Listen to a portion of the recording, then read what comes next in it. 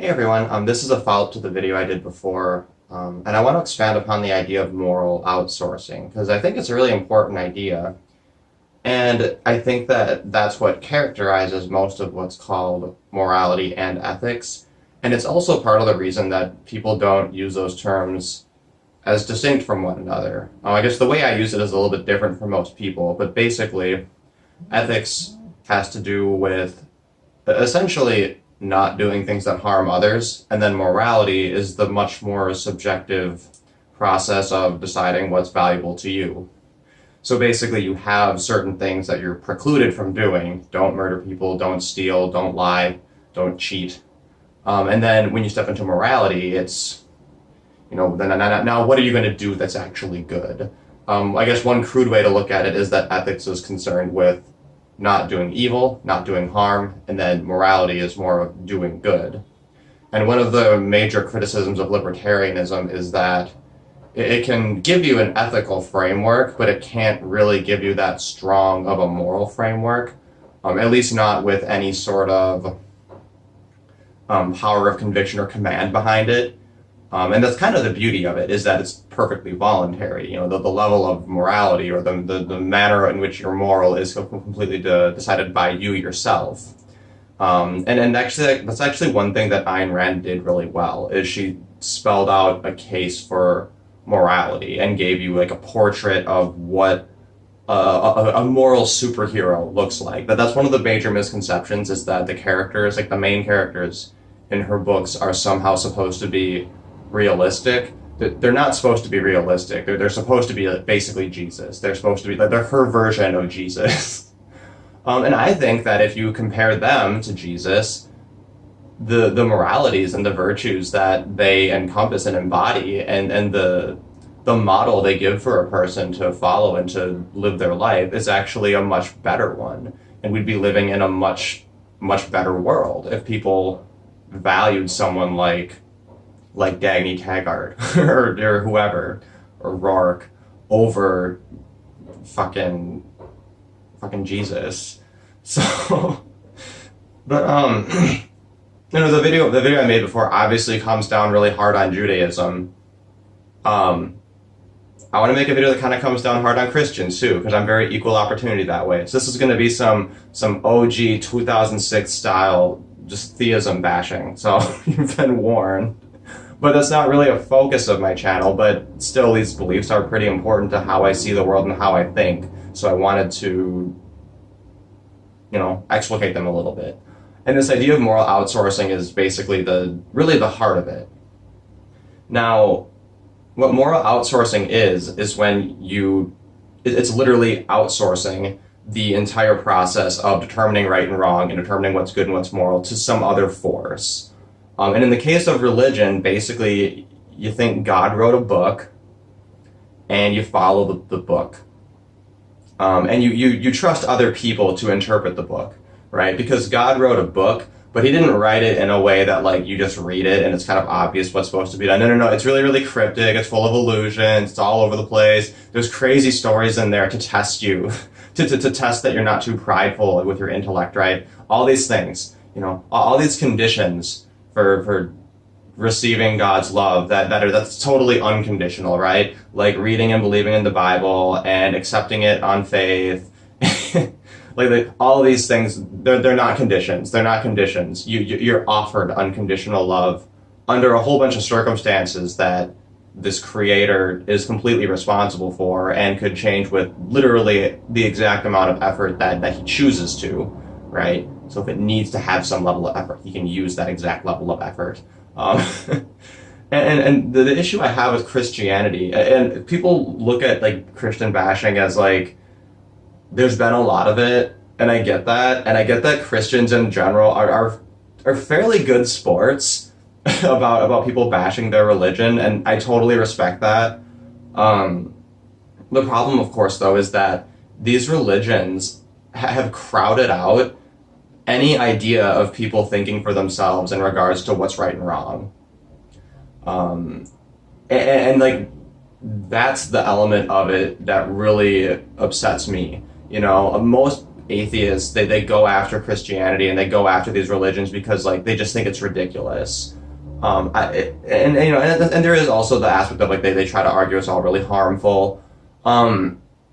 There's two sides to that perspective. And I've seen this, like, for example, I was talking to, like, there's a back and forth with Dean Esme on Facebook. I have a mutual friend who likes to just post shit to get people to say things, and he just, like, likes everything. It's really amusing. I wish more people, like, did Facebook that way. This guy's fucking crazy. I love it. But anyway, so with Dean Esme,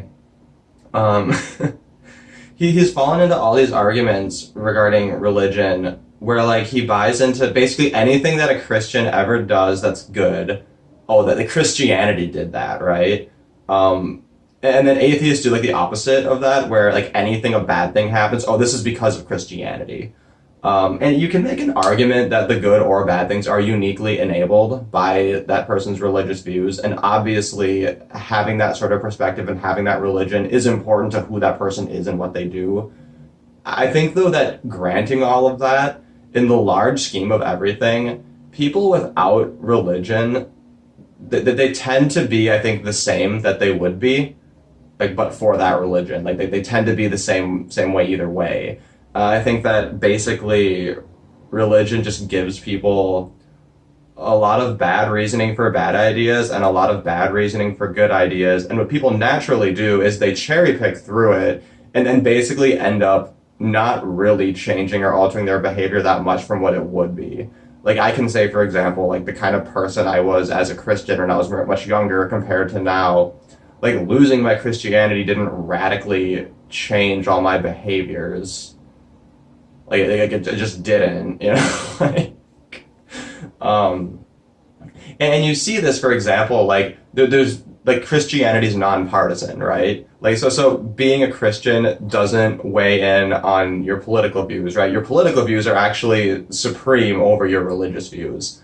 And this is one of the reasons that I view statism as a religion, because my definition of a religion is a belief system that's based on faith. So at the heart of it, you have some sort of faith-based assertion, some sort of faith-based axiom, and then you build your belief system out from there. And this is why a lot of theists try to argue atheism is a religion. They try to do that because they want atheism to be subject to the same rules of the same bullshit game.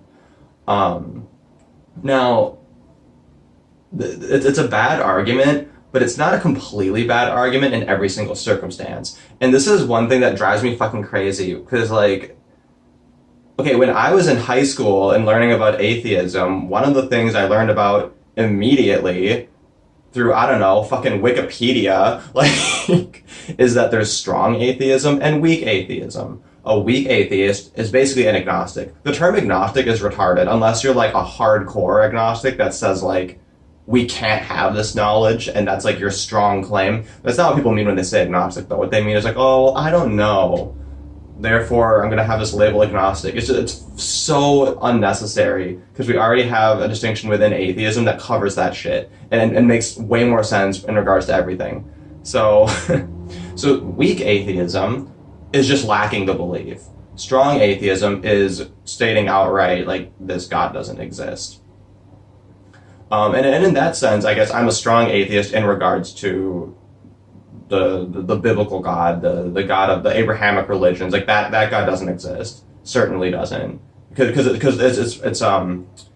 its properties are self-contradictory. It's a square circle. This God can't be all of these things for our reality to be the way it is, for it to make sense. That's the simplest argument. It's basically a mathematical argument that like God doesn't exist.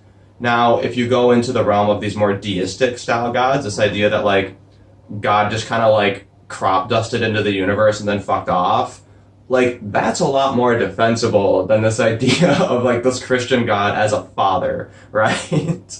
and then that's the realm where I'm kind of like, okay, I guess I'll be a weak atheist in regards to that sort of a God. And these are the strongest arguments against atheists, where they try to argue that, oh, well, an atheist believes that something came from nothing. A lot of atheists do believe that. I don't believe that. I don't fucking know. But my position on that is literally, I don't know. Which is like, people forget that's an answer you can give.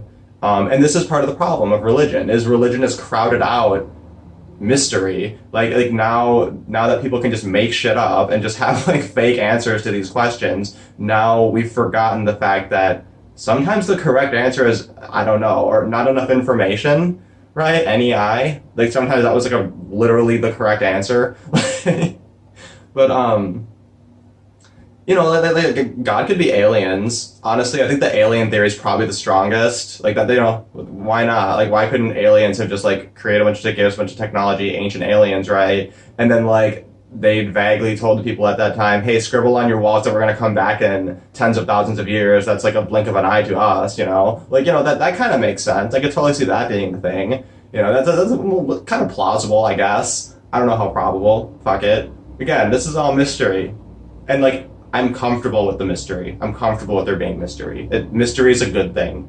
Not everything needs to be all in the light and all totally explicated. But the reason that Christianity in particular as moral outsourcing is like so awful is that they call God the Father, right? So there's this implication that in some manner this God is a model for what parenting should be. And if you look at it, he's such a bad father. Holy shit. Like, doesn't reveal himself, right? Oh, he reveals himself in creation, like by proxy, right? So he just fucking sends the child support check, you know? And that's, you know, every time God sends a child support check, there's like a rainbow that day, you know, or fuck ever.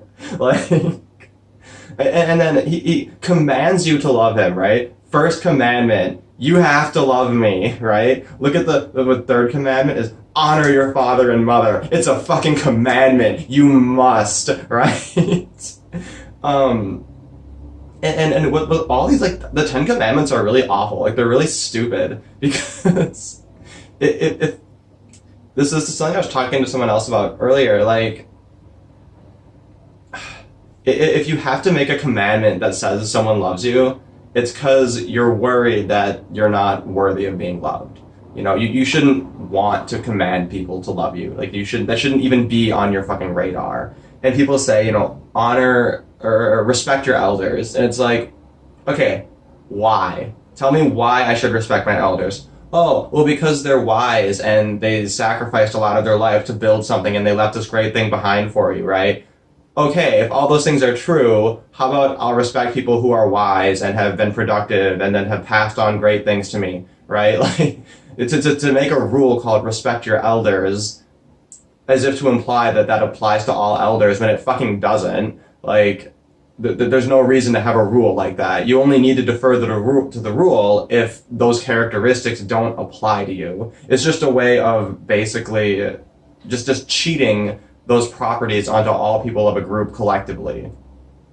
And it's the same thing with, like, don't hit a woman. Why? Well, because she's smaller and weaker than you. Not all of them. Holy shit. What if the bitch is bigger than me? Like, I'll fucking beat the shit out of her. Holy crap. Like, I need to defend myself. Oh, okay. How about don't hit people who are smaller than and weaker than you? Oh, no. Because then women can't beat the shit out of children, right? That's literally why that's a rule. If someone says don't hit a woman, say, like, is it acceptable for a woman to hit a child? You know? Like, there's no conception of that makes logical sense. The only reason that became a fucking meme or a fucking rule is because of gynocentrism and because of basically childism. There's this prejudice and hatred against children. And I think that the Christian God and the moral outsourcing to Christianity that's enabled by Christianity and by the Bible, that's what's enabled childism. Because we see ourselves as children of God, and we're all sinners, and we're all going to go to hell unless we demand forgiveness for fucking existing. You know, and like Dark Matter did a really great video on it, I think just over a year ago, where it's a woman in an abusive, like, domestic violence relationship, and they're like shouting at her, saying those horrible things to her, and then she goes over to the church, and a priest is saying all those exact same things to her, but in a calm and soothing voice. And really, I think that Christianity, it's designed for slaves. It's designed for fucking slaves in order to trick you into being fine with being abused. And I think that's why you have so many people who are in relationships with narcissistic people and who get abused time and time again. Christianity uniquely enables that. Abso-fucking-lutely. Like, It breaks you down and makes you feel like you're not entitled to existing. You're just a filthy sinner, you know? Like, and I think that's horrible. I think it's just absolutely horrible. And I'm gonna bring up again this idea of cultural appropriation. It's not just like being a drunk white chick at a party in a headdress. It is that, and I think that's a beautiful and fantastic thing. Like white bitches in kimonos forever, you know. But it's a serious thing. Cultural appropriation is the supreme best culture. You should appropriate from everything. You should take the best that you can from every single thing that's available to you, and you should never ever apologize for not taking the entire culture as a fucking package deal. Because just like this idea of like, don't hit a woman, respect your elders, all that is a way of like collectively having like all of Mexican culture take credit for tacos. And it's like, no, I can take the tacos and reject the rest of it if I fucking want to. Like, sorry, like, crack the code, like, white people can make tacos now, fucking deal with it. Like, it's not hard at all. So, you know, if you have your, like, I'm not saying burn your Bibles, I'm saying, like, cherry pick, you know, which is what you fucking do anyway. You don't need to accept this entire thing. And people are afraid to do that, right? When you put this on the table and say, stop outsourcing your morality, you know, people like lose their shit. Like, oh, well, without my religion, I'd be a crazy fucking rapist, murderer, piece of shit. Like, no, you fucking wouldn't. No, you wouldn't. So you have this thing called the Bible, right? And then you read it, and then your brain does this whole interpretation thing, and like you're literally cherry picking. You're not just taking all of it at face value and just like living a perfect, consistent life with this fucking book and having real faith in the book. That's not a thing. Nobody actually does that. There's some sort of interpretation happening. And my point is just cut the fucking middleman out. Just like acknowledge the fact that you have the capacity to discern right from wrong. And it's implicit in all of your actions. And like when I mentioned libertarian ethics, it's not even like literally believing in anarcho-capitalism and literally believing these things. My argument is fundamentally everyone's a libertarian. Every single person, and it's just a semantic issue. If you really, really boil it down and really nail someone into it, they're going to admit to being libertarian, essentially, in some manner. Because if you look at it, what we always do is we use threat narratives, right, in order to make our target a threat, in order to justify our aggression against them as retaliation. And it all comes down to whether or not it's a legitimate threat or just a narrative. And that's most of what the process of doing morality is. It's a question of fact. It really is a question of objective fact. Is this a legitimate threat that justified your reaction to it, or was that a bullshit threat narrative that you used in order to package your aggression as a retaliation? And this is what everyone does. This is a cross-culture, cross-time thing. This is what it always boils down to, right? So, oh my god.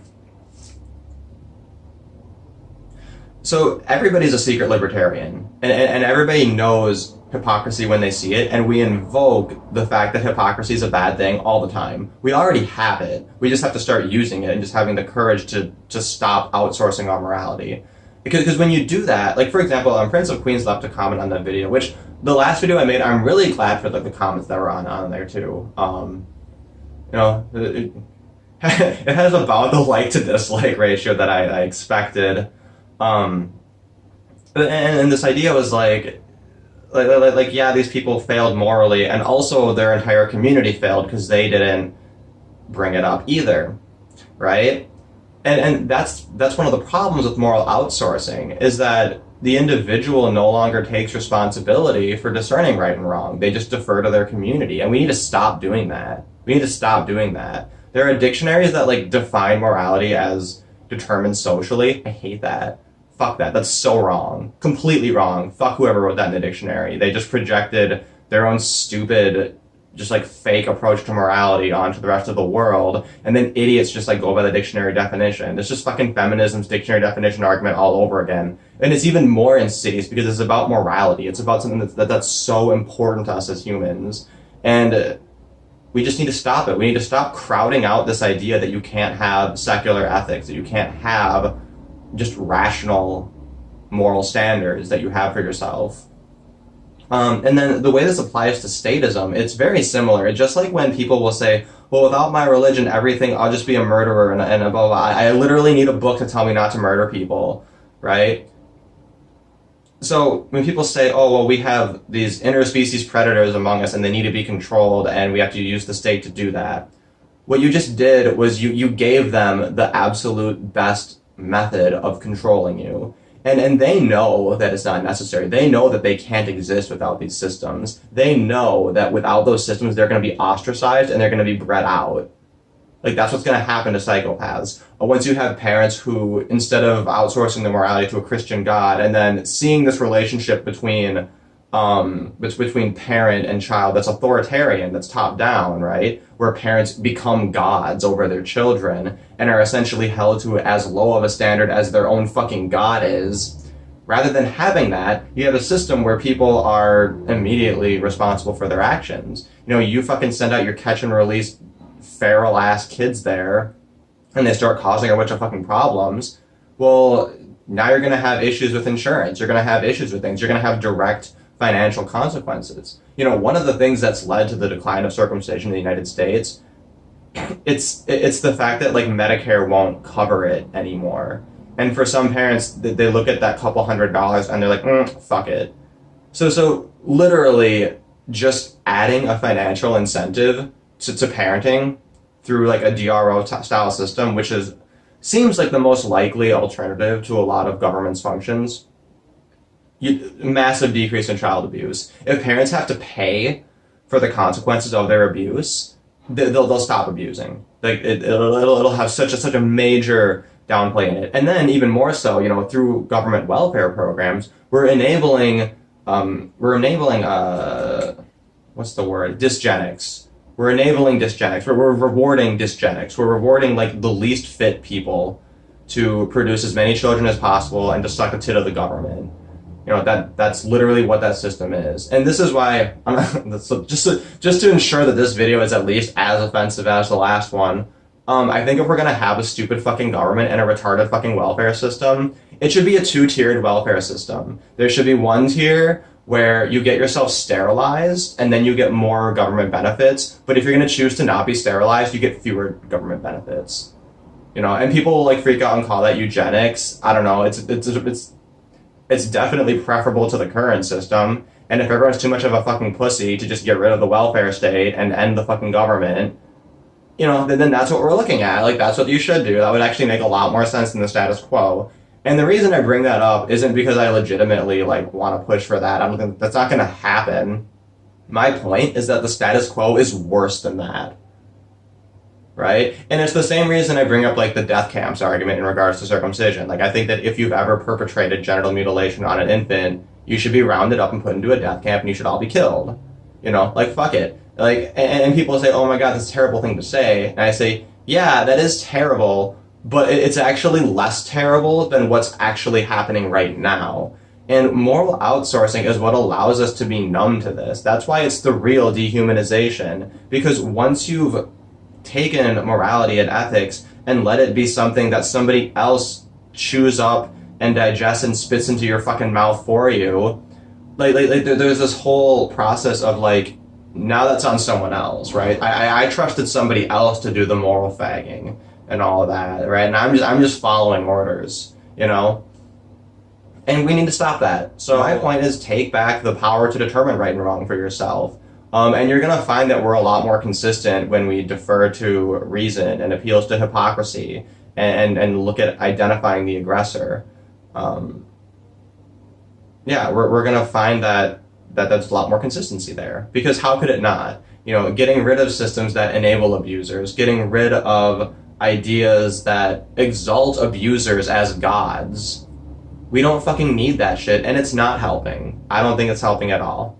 I think that good people are going to be good people regardless, and bad people, well, they're going to have fewer excuses, and they're going to have fewer ways to contextualize and to avoid becoming better, or at least to avoid hiding and dressing up their vice as virtue. So, thanks for listening. Hope you guys have a good day, and keep